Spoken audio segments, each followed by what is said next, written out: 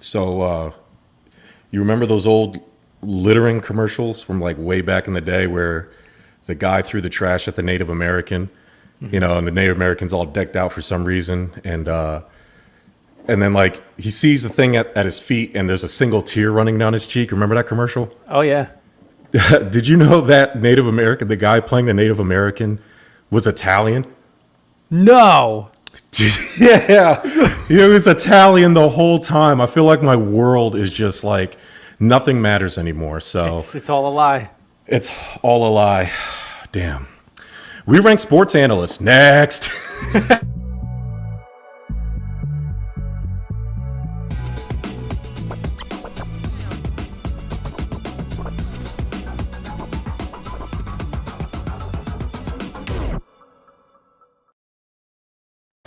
Sports. Yeah. Welcome to another episode of Stuff About Sports, the best sports podcast in the world, Bert. I'm just going to go ahead and say it. We're the Why best. not? Self-proclaimed. Whatever. And we are presented, as always, by the Give Us a Shot Network. I am the Facebook felon Jerm, and that is the prettier Corey Burt. What's up, man?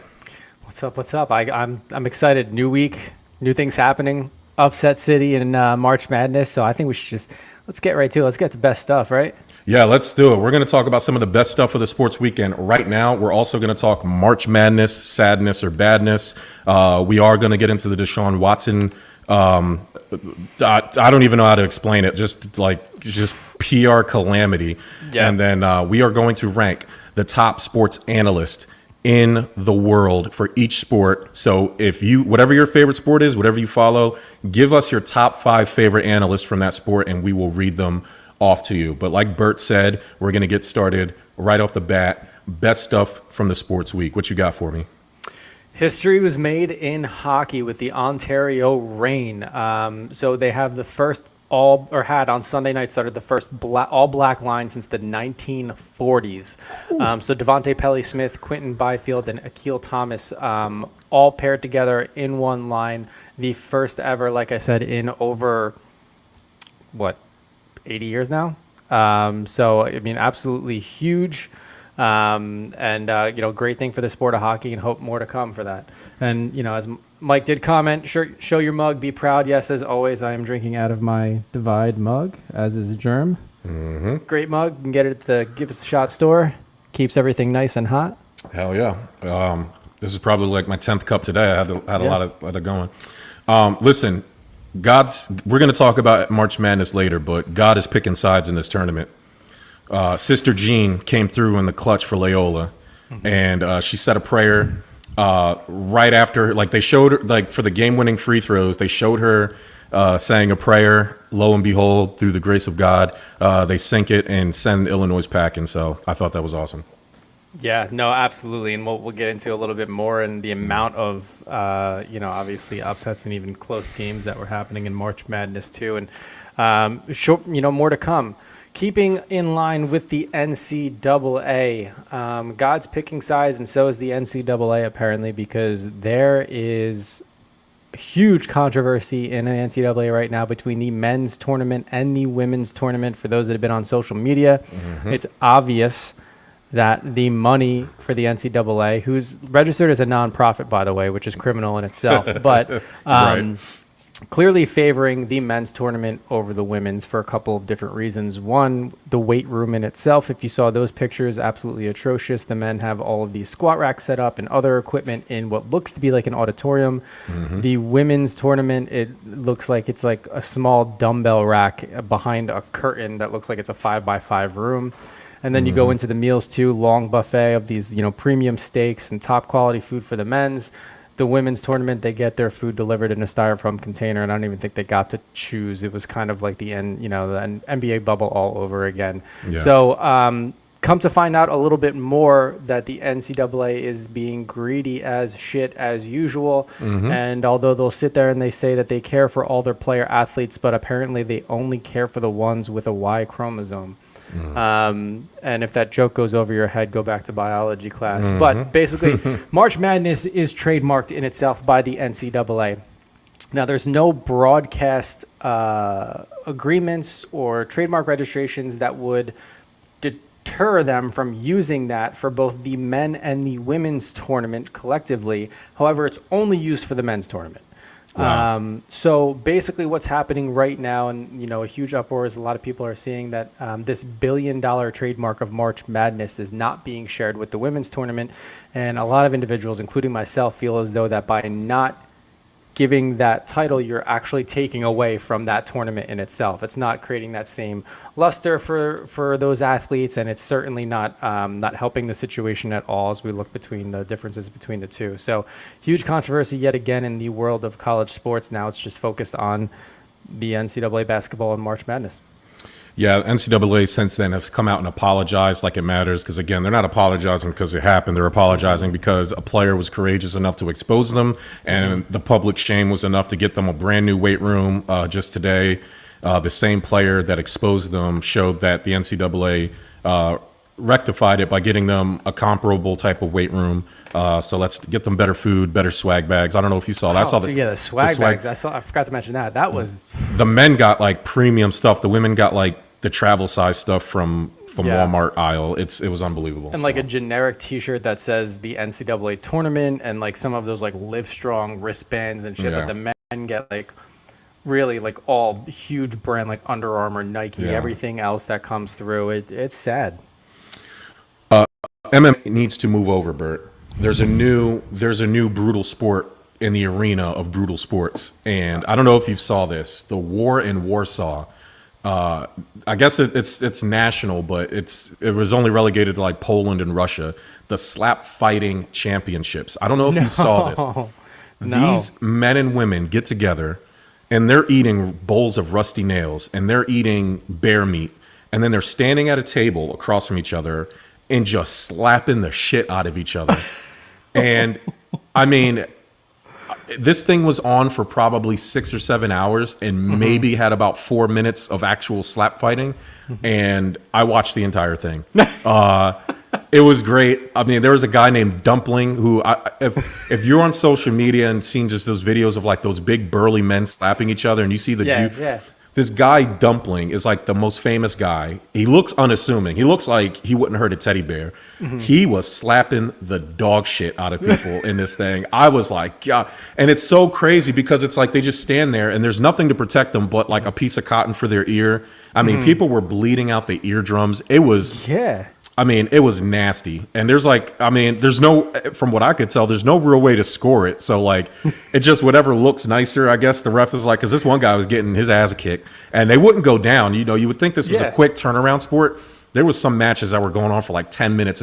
Imagine getting slapped by a bear paw for 10 minutes. Oh my God. So is it, does everybody get 10 slaps, or does no, someone it's have to whoever tap out? It's whoever, get knocked out or you quit or whatever. It's the last man standing. I mean, it was unbelievable to watch. What do you think was a better use of your time, watching 6 hours of Russian slapboxing or the Snyder Cut?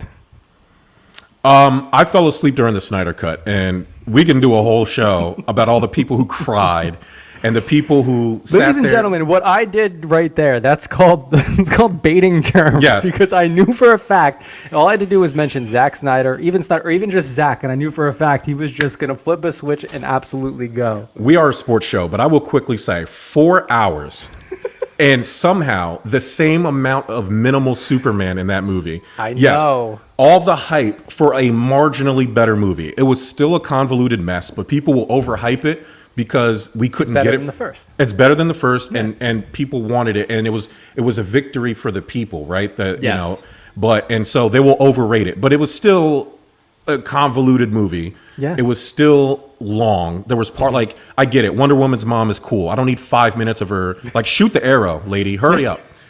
And then let's talk about how like all the superheroes are scared of Batman's wrath. Why are all these superheroes walking around with Batman? Because they feel bad for him. Every single one of them can fly. They respect him. I mean, geez, man. Like, I will say, I didn't appreciate basically they wrote this movie and made Batman look soft as hell. Like he's Yeah. moping around like he just watched someone run over his dog. And then in the end, like we barely get any good fight scenes with him. He's just sitting there shooting people from a distance. It's terrible. He did nothing in the final battle. He just stood on the top and watched everybody else do all the hard work. It was unbelievable. So anyway, speaking of people who aren't tough, Batman wasn't tough in that movie. Michigan golf, high school golf, not tough, okay? Golf is the only sport, if you want to call it that, where you get bullied from a goose. Did you see this Michigan golfer? No. Isaac Cooling, there's like a tournament out somewhere, and the Michigan high school team is out walking, gets attacked by a really aggressive goose. Was it a Canada goose? Usually birdies are good things, Bert. Yeah, But I in this case, no. The goose was getting very angry, chased a high school student, Isaac Cooling. It's an hilarious set of photos. This goose was kicking, a Canada goose. Yep, kicking. Dude, they're kicking. nasty. Well, this goose kicked this guy's ass, and I get that he's a kid, but you can't lose to a goose. You have a golf club, you have a bag full of clubs. If you don't hit that thing and keep it moving, but nope, he let the goose beat him up, and that's my impression of golfers. He didn't swing one club at him at the goose. He ran away. I'll tell you what, I've been chased by geese before, or goose singular, and it is terrifying. It's absolutely terrifying. They're nasty. They hiss. It's just. It's not. I just pulled this up now. I have to watch this because. Yeah. I don't know if there's video. I just saw pictures. But while you look at that. The pictures. If you need any more proof, Bert, that the minor league baseball. Yeah, it's hilarious. If anybody look up Goose Attacks Golfer, it's hilarious. Oh my God. If you need any more proof that minor league baseball players need to get paid more, Bert, look no further than Jesus Carmago Corrales, who gets pulled over. I think he's a Chicago Cubs minor leaguer. Mm-hmm. Gets pulled over in Colorado, of all places. Now, drugs are legal there. However, Yes. I think he forgets that you can have drugs. You cannot traffic and sell drugs. Mm-hmm. That is still illegal. They're not going to arrest you if you have some crack on you, whatever. Mm-hmm. He got pulled over, had 21 pounds of methamphetamine. Oh, that's right. 1.2 pounds of oxycodone. Now, 1.2 doesn't sound like a lot, but oxycodone are tiny little pills, Bert. That's a lot of pills. I also want to reference how you mentioned that drugs are legal in Colorado. I think just marijuana is legal. I don't think methamphetamines, unless they're prescribed to you, are. I believe Colorado was one of the states. I know Washington State. I think Colorado is also one of the states where drugs are legal. Like any drug. Yeah, like so. I guess to cut. I know I think it was Washington. I think it was Washington. I think you're right on that one. Yeah. But I thought Colorado was also another. It could state. be. There was another state that coupled with it. Yeah, so I mean, you could absolutely be right. Either way, that's a lot. Even if it is illegal there, that's a lot. Yeah. John, what's up, man? Hey, John, buddy. Everybody go check out the 3-episode podcast. They do a lot of good stuff over there. We should do a 3-episode podcast on the Snyder Cut. Yes, John, hit us up. I'm gonna sit there and tell you exactly why Zack Snyder is gone. Goodbye, good riddance. Sick of him. Trigger Trish, what up? Trish. Mets baseball starting up pretty soon, and I can't wait. What is it, April 1st, right? Is it something like that? I believe so. April 1st or 2nd. So basically in a week and a half. Yeah. Yeah, next Thursday. So let's get it popping. Go Mets. All right. So did you have anything else for best stuff? Nothing on best stuff. Okay, one more thing. Tiger Woods. He's doing better, and so good, in fact, that the PGA announced that he will return to the PGA series for EA Sports, the golf series, video games. Mm-hmm. So that's pretty cool for Tiger Woods. He needs to make money somehow because he won't be golfing anytime soon. However, I do think more appropriately, if he was going to rejuvenate a video game franchise, I think more appropriately Twisted Metal, Road Rash, something like that. It would probably be a better use of his talents right now. Something that he could actually help do. So I was thinking like Crash Test Dummies. Oh Those commercials, yeah. I like this game. Yeah. Everybody, give us what Tiger Woods. Give us what Tiger Woods should be sponsoring. I right mean, now. in a former accident, I would have said Grand Theft Auto with all the drugs and hookers and everything else, but he's since turned a leaf. So, and if you, that's a good one too. But if you believe the police reports, Need for Speed would also be another appropriate one. Good for him, though. I think anytime he needs to get back in, especially for EA too, because that's kind of where it started for him, video game wise. I mean, get more people playing golf video games. I mean, we have golf simulators people are buying now where they actually get to play golf inside. I'm wondering who still plays the video game. I don't know. My old apartment complex that I lived at had a golf simulator, and I used to go in there all the time and not know what I was doing, but I would hit the virtual golf range and I would do a bunch of stuff. It was pretty cool. As far as I know, his recovery is going well. It's going well enough where he was able to negotiate a multi-year deal with EA Sports to return to the PGA Tour video game. So as far as I know, he's done okay. So before we move on, just want to say rest in peace to Elgin Baylor, died at 86, natural causes. And thoughts and prayers and condolences to former NBA center Sean Bradley. Got into a bike accident. A car hit him while he was on his bike. He is now paralyzed.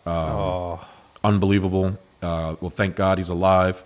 But yeah, thoughts and prayers to him. All right, Bert. That's sad. Thoughts and prayers. You know what else is sad? What? This NCAA tournament. This NCAA, I mean, it's got to be the worst one of all time. It has to be. Well, I mean, for anybody picking the favorites in their brackets, 100%. But it's so bad with the upsets. I think 16 upsets through 2 rounds. I think is. I'll give it to you. Number 2 Ohio State lost to number 15 Oral Roberts in the first round. Yeah, they wanted to go all the way, but all they got was Oral. Which is not a bad thing usually. I don't even know where Oral Roberts College is in all seriousness. I never even heard that. I don't know either, to be honest with you. Number 4 Purdue lost to number 13 North Texas. And that was like, see, at least the Ohio State, it was 75-72. Yeah. This game was 78-69. Nice. Number 1, this is the killer. Number 1 lost. This is the Sister Jean game. Lost to Loyola. Number 8 Loyola. 71-58 in the second round. It's almost like a lot of these teams, they're just like, I really don't feel like being here, and I just want to go home. It's bad. So number 1 Michigan in their bracket is probably the lone hope for college football. Basketball. Yeah, and so I don't know. I don't know what to do. It's like, you know what I think the problem is with this year's tournament, and besides COVID, there's not a Carmelo Anthony or a Zion Williamson or Anthony Davis or a true cut above the rest college basketball star. There's just not. And, it's been like that the last couple of years. I don't think there's been besides Zion, I don't think there's been like a can't miss star in college for a while. I can't think of one since Zion, to be honest with you. And I think you're right. I think that's what it's missing. Also, I will say I think the lack of fans, and I know there are fans there now, but the lack of fans at colleges for the games leading up to it in some cases, I think it just takes some of the wind out of this whole thing, to be honest with you. For sure. It doesn't feel like March Madness. It doesn't. And of course, selfishly for a lot of individuals living in states with still restrictions who can't just walk into a bar and watch March Madness, and they have to, that's really about the thing. You take the day off from work, you go with your buddies, you go to a bar, you sit there and you watch games and you drink beer. It's just a whole thing, and I think that's taking away from it too. Yeah. Combine that with the upsets, and you're sitting here going like, what the heck is going on? As exciting as it is to watch an underdog, go 2 rounds like Oral Roberts did. There's still people out there that obviously want to root for the top seeds, and luckily, I think all 4 1 seeds are still in it because we have Gonzaga, Michigan, and then we also have Baylor and. Maybe I was wrong. Just 3. About to say, I don't know. Yeah. About to say just 3. Just 3. As far as I know. But but like you said, a lot of it, the betting's probably off on a lot of these games. It's just, there's a lot into it that it doesn't, it's just, it doesn't feel the same. So it does. It does. You're right. You're absolutely right. It just feels off. There's something missing completely. Yeah. But hey, another week of this, and then we'll be at the Final Four, more or less, or the championship game, because that's going off on the 5th. So what's that, like the day after Easter? Yes. Yeah, the Monday. The Monday after Easter. The only good thing that happened out of this tournament was the kid that blew his Adidas shoe out. If you want some publicity, some kid blew his Adidas shoe out. Zion did it with Nike. I don't know. I was going to say that's like a Zion all over again. It's like one of those good publicity, or any publicity is good publicity yeah. type things. Yeah. And so You want to, because everything's just going to report Adidas. The shoe is Adidas, Adidas, Adidas, and then Yeah. they can even play at it. Make fun of themselves, create more commercials, and create a 2.0 shoe that's not going to explode or anything else like that. 100%. Yeah. So yeah, college basketball is we'll see what happens. If Michigan can win it, I think that'll be good, because I think Coach Juwan Howard is awesome, and he's had to deal with a lot there, and it'd be nice to see at least something good out of this awful tournament. I usually, and it's funny, I'm not a big college basketball guy, but I do watch the tournament because it's supposedly the best teams, but all the best teams lost, and so we'll see. And it's in Indiana. I mean, it's Indiana. I mean, there's no hype. I don't know. I hate to say it, but I don't know. It's Indiana. It's tough to judge. I mean, in this year, it would be tough to judge. I think there would be a lot of people going out to watch it, and even though it is Indianapolis. But still, still one of the best cities out there, to be honest with you. If you're going to go anywhere in Indiana, it's probably Indianapolis. But or Pawnee, Indiana. That's a good place to go, too. Little Parks and Rec. I love Parks and Rec. Oh, great show. But look, we'll see. We'll see what happens with this tournament. We'll see. Hats off to the athletes. I know this is honestly, after not having it last year and then coming back and being in these circumstances, similar to the NHL and the NBA bubble, it is just probably trying for them. It's different. I'm sure a lot of their parents can't come out and watch the games or anything like that. So we'll see how it rolls on. But at least it's, hey, listen, it's more sports, so can't complain too much. Awkwardly segueing into Deshaun Watson. You want to talk about March sadness? Oh my God, bro! And it's such a mess, and it's hard to report. And I know a lot of these credible ESPN's, Fox. It's what people have to understand about criminal and civil cases is that criminal cases is the burden of proof, right? Yeah. If you don't have enough proof, then the person, in this case, it would be Deshaun Watson. And I know it's innocent until proven guilty, but for the purposes of my example, let's assume that he's guilty, right? Yeah. But it's so hard to prove that it has to be civil. That's the first thing people have to understand. And it seems like, so right now he's 12 plaintiffs, 16 separate lawsuits were filed.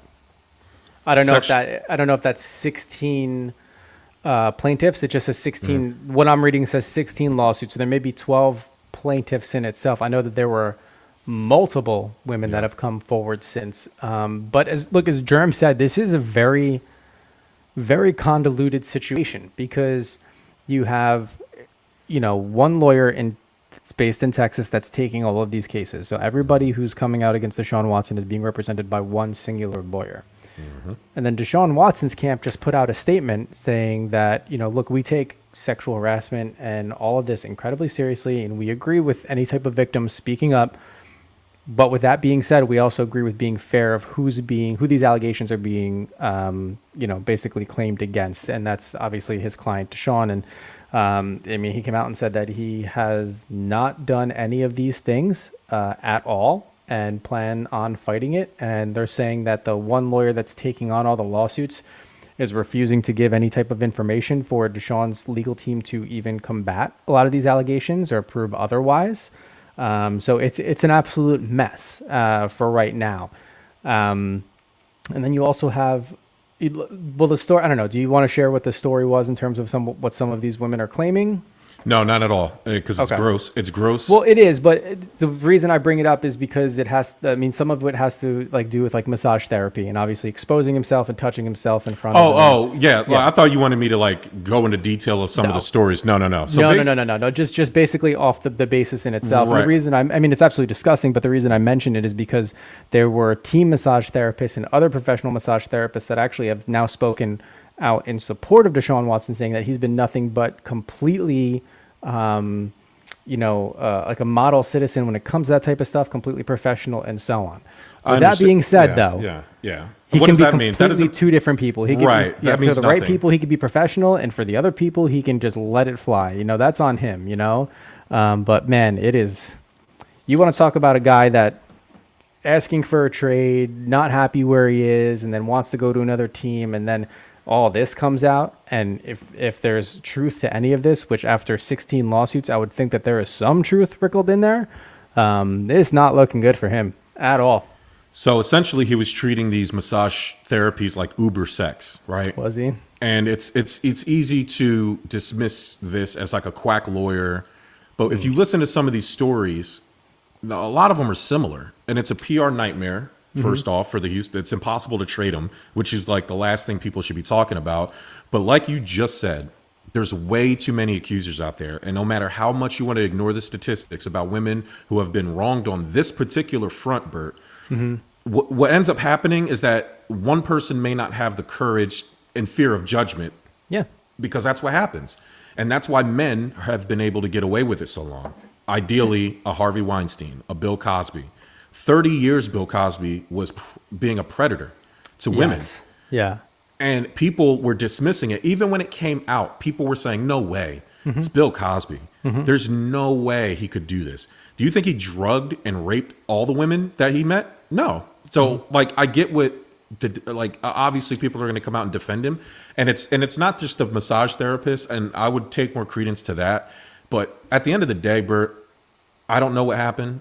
Yeah. You don't know what happened. No. They don't know what happened. There's way too many accusers in this situation just to simply dismiss them as gold diggers and never think about it again.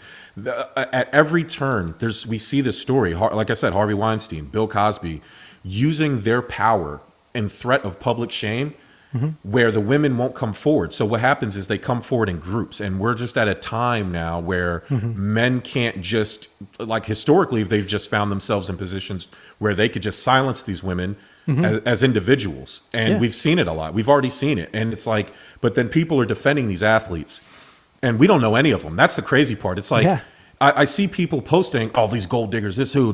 We're talking about his image. And it's like, oh my God, dog. Yeah, the BTK killer went to church and loved his family, and then he was doing what he was doing. Kellen Winslow Jr., he's such a good guy, good bird, until you found out that he beat and raped a 70-year-old homeless woman. Oh, Darren Sharper, he did so much for New Orleans, until you found out he drugged and raped 16 women. Yeah. Adrian Peterson, such a great guy, until you found out that he beat his kid like a slave. So don't talk to me about their public image, because you don't know these athletes. I'm sick of hearing that. Yeah, dude, I'm going to agree with you 100% because there's a lot of people saying, oh, that, there's just a bunch of people jumping on the bandwagon, but that's the furthest thing from the truth. And here's a perfect example why. I want everybody out there listening to think about the 12 of your closest friends. And then I want you to think about asking them to get together and do something with you. And chances are not all 12 are going to be on board, no matter what it is. So for you to say everybody's jumping on the bandwagon, that can't be the case. You're going to tell me you found 12 individuals making these accusations, all of them incredibly similar because they all want a payday. Like you've got to be absolutely kidding me. That's why I'm saying there has to be some truth to this. Otherwise it wouldn't be this many, plain and simple. And it would be easier to combat for Deshaun's legal team. And as of right now, given the mess that they're in, chances are they don't have much. Yeah. And on top of that, great point as well. It's become, individuals that have power like this, so easy to silence them. And it could be threatening. They could come out and say, hey, if you come out and tell anybody, no one's going to believe you, or I'll have my legal team. It's useless for you. Or honestly, it could be inadvertently and silence, and just the sheer thought of knowing that this individual is going up against someone with so much power and resources and money, they feel as though that they don't even have a chance. So why come forward, no matter how much, it pains them to do that as the victim in itself. So, we can't sit there and say, oh, everybody's just looking for a payday, especially if you don't know him personally. If your relationship to him is the fact that he plays for your football team and you get to see him every Sunday, Thursday, or Monday night, and you're going to stand up for him without even, knowing who he is. That to me is just despicable. And I hate to break it to you. And Jerm's examples of Bill Cosby and Harvey Weinstein and everybody else that nobody had a bad thing to say about until it was actually proven and people came out that they were doing all of these terrible things. Well, the same could hold true for anybody, to be completely honest with you. So, and I have to watch my tone, because I'm not saying Deshaun Watson did these things. What I'm saying is wait for the information. Do not dismiss these women, because we've looked foolish before. And men have gotten so used to treating women however they want to. Now they're uncomfortable with the new ways, right? The uprising. You can't just do that anymore. The social climate. Sorry, man. Can't smack your wife around when dinner's not done by 5 o'clock when you get home from work, right? You can't just rape a woman because she doesn't want to have sex with you and then just walk out. You know what I mean? You can't just do whatever you want anymore. And so Deshaun Watson will be lucky if all that it costs him is money, because like I said, there's way too many accusers for me to just simply dismiss it. I would wait for information. I'm not victim shaming or blaming. I'm not saying these women are saints, and I'm not saying I totally believe them, but I'm also not going to sit there and proclaim innocence. This is not innocent until proven guilty. That's another argument that I've seen. The people are saying, that's the point where you have to understand how civil suits work, and that's how everything works. NFL can suspend. It was brought up that NFL might suspend them, and everybody was in an uproar. Well, there's a personal conduct policy. You're not even allowed to be associated with anything that puts the NFL in a bad light. That has nothing to do with innocence or guilt, right? It just matters if your name is making the NFL look bad. They can suspend you until they figure out what the hell's going on. Brandon says that AB did the same and went to a Super Bowl in the NFL. Yeah, but he went to like a psych ward, and I think he went to jail for a hot second, and he had to deal with all this stuff. He had to deal with suspensions. I don't know if that's not a slap on the wrist to me, but this is a little bit different than Antonio Brown. Yeah, but I agree. But to Brendan's point too, I mean, this isn't the first time we've seen misconduct, like severe misconduct, that's usually has greater punishment to an individual. That's kind of, and this hasn't been fully brushed over yet, but have that feeling of kind of it being brushed over. I mean, you can look at a litany of other examples like Ray Rice or, anybody else that has gone through something horrible. And all right, the NFL's like, oh, okay, come on back. And I'm not saying I'm saying that the punishment should warrant the crime. Right. I'm all about rehabilitation and getting back to it and getting back to work. That's fine. But I don't think there should be easier sentences or easier punishments just because of who you are and your stature. But unfortunately, that's a society that we live in. So, I mean, it is what it is. Ray Lewis killed a guy, and he went back and played and won another Super Bowl. So, allegedly. But allegedly. He killed that. He killed that guy. So we'll see. Let everything play out with Deshaun Watson. Hopefully, none of this is true. And if that's the case, maybe he can countersue the women, and then that'll be his right. But again, my point is wait for the information before you guys start saying yay or nay on anything, because we don't know. How about just stop supporting people you don't know personally? Thank you. I mean, geez, it's unbelievable. It's as easy as that. Like, this image that you're creating of this nice individual in your head is on no basis whatsoever. And if it is, then maybe you met him for 30 seconds when he signed an autograph and took a picture with you. And even that, it doesn't qualify him as being a nice guy, so to speak. So somebody actually had that argument for me when I made that same exact point. They're like, oh, I met him at this thing, this event, and he did this. He was so nice. I'm like, yeah, what do you think he was supposed to be like? He was supposed to be like, yeah, like, fuck off, dickhead. Like, he's gonna be nice at an event where he is supposed to be nice. Exactly. We don't know. You do not know this person. Trust me. You'll be let down every time you start having these expectations.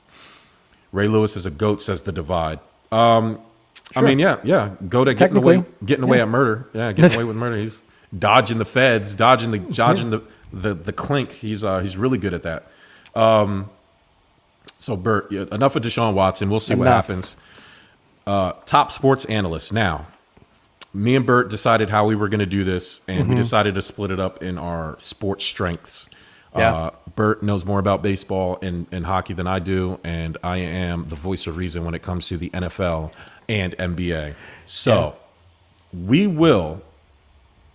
Ray Lewis is a nice murderer, though. Yeah, he's like a religious murderer, right? He just murders out in God's name, apparently. Alleged murderer. He was never convicted.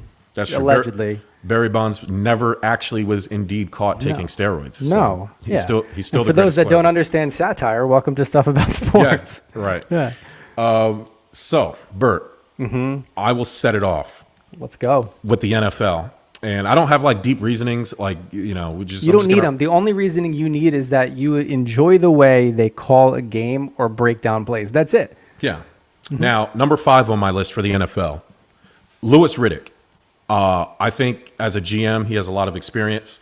But the one thing I like about Louis Riddick is, like, in the morning and get up, he's wearing like the nice suit. He has the tie buttoned up, and he's very professional in the morning shows.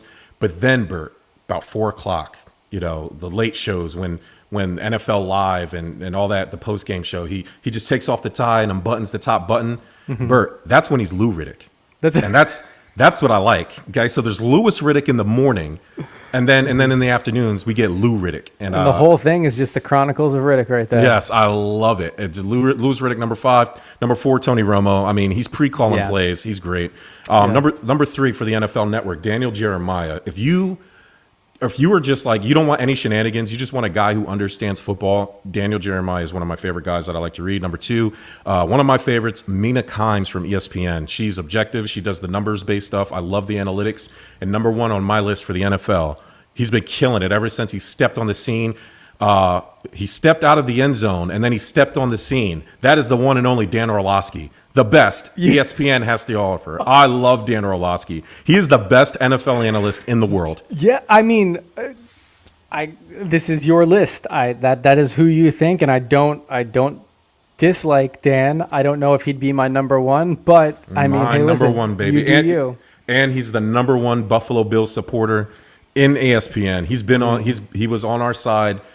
Even last year, so shout out to him. Number 1, Joe Buck. Joe Buck is a legend for drinking tequila pregame with our guy Troy Aikman. So yeah, I'll give him that. As much as you want to find him annoying, which I do a lot of times, but anybody who's going to sit there and just shoot tequila or even sip tequila before a game and go on a little bit souped up and still do his job, that's kudos right there. And at no point did any of us suspect it. At no point did anybody who's ever listened to Joe Buck call a game say, he sounds like he's a little loose, but no, he's a true professional through and through. All right, let's jump into hockey. And this, I got to be honest, this was a little bit tough because all their local markets are going to be the ones that have their analysts pulled in, with the exception of, some of the NBC guys in itself, and they made the list too. So I will say, I know we're doing analysts. There's 2 play-by-play guys that I want to shout out for hockey because they've arguably got 2 of the best calls in hockey. One of which is Doc Emmerich. He just retired last year. He called games for, well over, I think it was 40 or 50 years. His quips, his voice. He was just a phenomenal play-by-play guy. And, unfortunately, fortunate for him, he's retired and he's enjoying the rest of, outside of his work in itself. But a shout out to him. Another one is Al Michaels. Al Michaels from football. You know him from basically every sport, but the reason I threw him in as an honorable mention for a play-by-play for hockey is because he called the 1980 "Do You Believe in Miracles" gold medal. At that point, I think it was just a qualifying game when they beat Team USA beat the Russians in itself. So just throwing that out there. But we're going to talk analysts right now. So number 5 on my analyst list is going to be Jody Shelley, former player, utility guy. Kind of went really around a lot of different teams in itself, but now in St. Louis calling it for the Blues. Then I'll move it over to Philly with Keith Jones. Keith also does a lot of the NBC stuff. I kind of like his takes in between periods when he's over there with Liam too. The way he breaks it down and the way he sees the ice as an analyst is a hell of a lot better than when he saw it as an actual player. But overall, I think he gives good and fair takes, which I think is important too, especially from, of course, being a Philly supporter. We're going to stop in New Jersey with Ken Danico. Look, great player in itself, but also same thing. I mean, calls things objectively. Obviously, he mostly calls devil games, so he's got a little bit homerish when it comes down to it. But at the end of the day, he was this tough, hard-nosed player, and that's exactly how he sees the game and calls the game too. What was that? Let's see, 1, 2, 3, 4. Okay. Harry, no difference. Anybody who calls the game or gives any type of sports opinion, anybody you just like listening talk about your sport. That's what I mean by analyst. A broadcaster analyzes the game during the game. An analyst does it post and pregame. To me, it's all the same. Whatever voice in your sport that you like, give it to us. Number 2, I'm going Joe Micheletti, calls my New York Rangers. We've been having him for, I think, at least 10 years in itself in the booth with Sam Rosen. So what's not to like about him breaking it down? Another great former player, too. I should say mediocre former player, but great in terms of how he calls the game. And then number 1, a lot of people do not like him, Eddie Olczyk. He's also another guy that had, a really decent playing career. He won a Stanley Cup with the Rangers. But has been calling the games, and he was in the booth alongside Doc for a long, long time. But honestly, when he breaks everything down, I mean, kind of same thing. It's just what I'm used to. I like the way he calls it. I like the way he sees the ice. And does he get a couple things wrong? Yeah, sure. But everybody's human in itself. But he's got to be at my number one in terms of analysts. And if anybody out there decides to chime in and say Pierre Maguire, just no, you're banned from the show. It's absolutely ridiculous. I watched Jesper Fast for the Carolina Kings, former New York Ranger, kick some ass. Yeah. I was trying to. I told you the other day on text I was going to try to absorb some hockey, and it just happened to be on late one night. I think it was a replay game, but the Carolina Kings were beating ass. So you got another great former New York Ranger too down there with Brady Shea. He just had his first goal of the season. I think it was 2 days ago. But great, solid. Huge U.S. defensiveman. I'm just trying to watch the game. There's no way I'm going to remember players, but that's when he said the former Ranger and how good he's been. I was like, I got to make sure I let Bert know that I'm watching Jesper Fast score 2 goals against, I believe, the Capitals. I think they were playing. Nickname Quickie. Imagine Quickie. that. Yeah. Yep. I mean, geez, what a lazy nickname. His name's already Fast. Like, that's lazy. Come up with something better. I don't like that. I'm gonna become a pro hockey guy, and I'm gonna get a better name for him. So NBA. This one was easy for me because I only listen to the same people. Number 5, the one and only Doris Burke. She knows more about basketball than most people. She's very knowledgeable. She's down. She's progressive, and she's great. Number 4, Ryan Russillo. If you want to just he watches the games. I think he literally does nothing but watch basketball. And me and him share a lot of the same opinions, so I listen to him a lot. Number 3, Kevin O'Connor. If you want to get pumped about basketball, Kevin O'Connor. I think he used to write for The Athletic. He's really good. Zach Lowe with the Low Post podcast. I listen to him a lot. Way back in the Point Forward Sports Illustrated days, Zach Lowe is really good. Number 1, all about ageism. It's all about experience and who. I swear this guy's been around since the day basketball was invented, and that's Coach Hubie Brown, still somehow alive and kicking. But I mean, he'll forget more basketball than any of us knows, and until he is no longer with us, he will be the best basketball analyst to me. So there you go. Awesome. I'm gonna kick it over to baseball now. This was tough. I had to subcategorize and thinking because there's a lot of individuals that talk baseball. They talk stats. They talk numbers, and I strictly kept it as kind of analysts. And for that, basically my whole list is former players, individuals who are able to, not only be in that position and play, but now sit there and call what it's like from a player's eyes in itself. So starting at number 5, and this is purely favoritism on my part because I had the opportunity to hang out with him for a day while getting paid for it. And that's my boy, Curtis Granderson. He's new to the analyst game. I think he just started this past postseason. Already top 5. All right. Already top 5 for me. You want to know why? He's one of the nicest guys in the world. You want to talk about athletes that you've met for a hot second and think is nice? He's a guy, literally, backstory. I used to work for a local theme park. I was a VIP host, which means when celebrities or high-profile guests or individuals with a lot of money wanted to come and buy a VIP package, I would walk them around the park. Mr. Granderson came in with one of his friends one day, and I had the absolute pleasure of walking him around and being a huge baseball fan. And this is when he was with the Mets right after the Yankees, and me being a Yankee fan, I was ecstatic. He didn't want a lot of high-profile guests like that. They want private security. They want everything. It was just me, him, his friend, and my manager was there too. She was there just to make sure, of course, everybody didn't crowd around him because he no disguise. He just came as himself. And when I say one of the nicest, realest, down-to-earth players that you can talk to, 100%. I said, I don't want to bother you. First thing I said, I just want to let you know, followed your career, huge fan, and I don't want to bother you with questions. And I asked him, I wanted to know one thing, and I wanted to know which ballpark was his favorite to play in. Right. At that point, he had said Anaheim, where the Angels play. But afterwards, he said, Rob, ask me any and all questions you have throughout the day. Plain and simple. Wow. Yeah. And was super open, chill, talk with me. So, yes, this is now my number 5 is purely based off favoritism. And after the fact, he sent me an autographed jersey and baseball and photo, too. So he's just an all-around nice guy. So, look, but in all honesty, he did a great job in the postseason for MLB last October, November. So Curtis Granderson getting the 5 spots. Number 4, John Smoltz. A lot of people aren't going to like that, but he's done it long enough And I mean, you either love him, you hate him, or you love to hate him. And for me, I kind of love to hate him in a lot of his takes. But in the end, I mean, still going to get the 4 spot for me. Now, the next 2, my 3 spot and my 2 spot, I coupled them only because a lot of times they call for the same team. And they're the Mets and the Yankees, being that I'm in this area in itself. So my number 3 spot goes to Ron Darling and Keith Hernandez. Okay. And I got to tell you, I put them on this list purely so I didn't have to get texts from Mike later on about how come you didn't put Ron on there? How come you didn't put him on? But big fan. I like Keith Hernandez. Ron Darling gets on my nerves every once in a while, but together I think they do a very, very good job overall.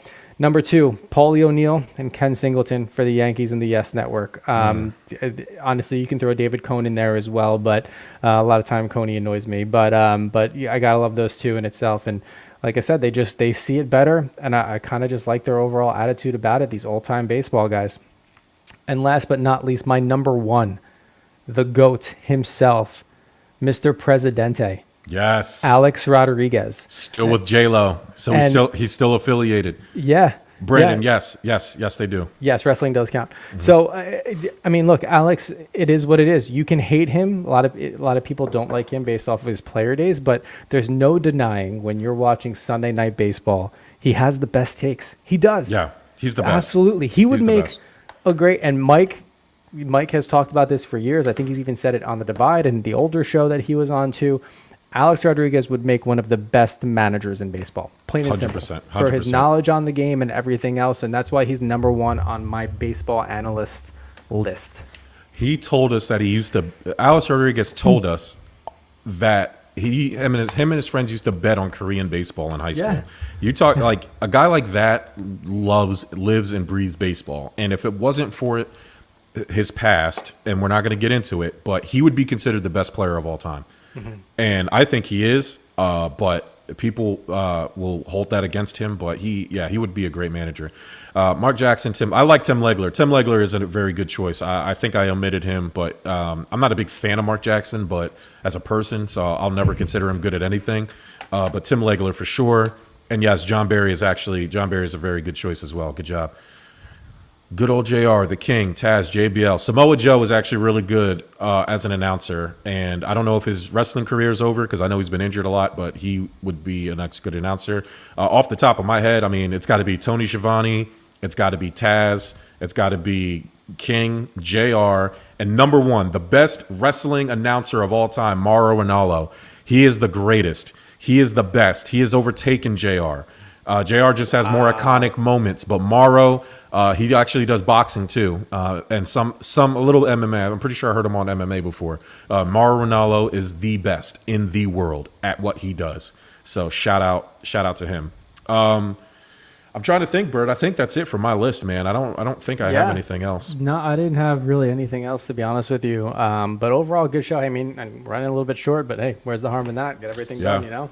Oh yeah, no, it's all good. Josh Matthews is actually a really good choice too, and Joey Styles, ECW alum. Let's give a little shout out to the Philly native Joey Styles. So, love Grandy. I love Trisha. Who doesn't? Grandy. Who doesn't? Great guy. The world needs more great guys. Bert. No. We missed no Peter Gammons. You know who I like? You know who my baseball? I don't know if he's more of an announcer than an analyst, but it sounds like he knows a lot. Boog Shambi.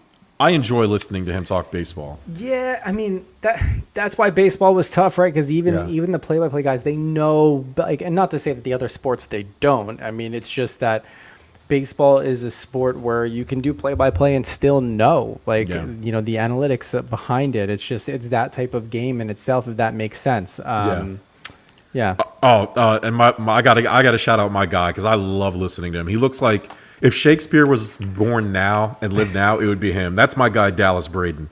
I love Dallas Braden. He is great. Him and Boog Shambi together are great, and it makes me enjoy baseball. And rest in peace and shout out to Pedro Gomez. He was another great baseball analyst. And then, oh my God, what's his name? The little guy from ESPN. Mike Roosevelt? No, man. Oh, or Ken Roosevelt? No. He's like Rosenthal. he's like Italian or something. He knows everything about baseball. Oh, I can't believe I'm missing out on his name. He's the best. Buster Olney? Nah, not Buster Olney. Tim Kirchin.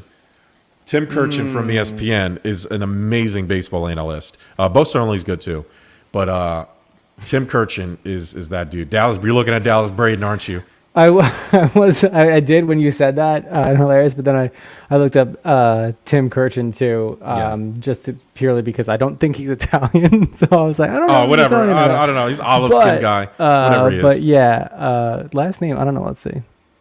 It's spelled weird. I would guess Greek. I honestly have no clue. I'll read this later. But yeah. So, Bert, man, this has been a pleasure. Everybody, thank you for supporting the show. Please like, share, subscribe to us on YouTube, and join the Stuff About Sports Facebook group. I'm not going to promise that we're getting our page back, but it looks like it's in the works. They keep shutting us down for some reason. It's ridiculous. They can't tell us why. They're against us. Mark Zuckerberg and the evil empire that is Facebook. But yeah, everybody have a good, safe, wonderful week, and we will talk to you next Tuesday. See you.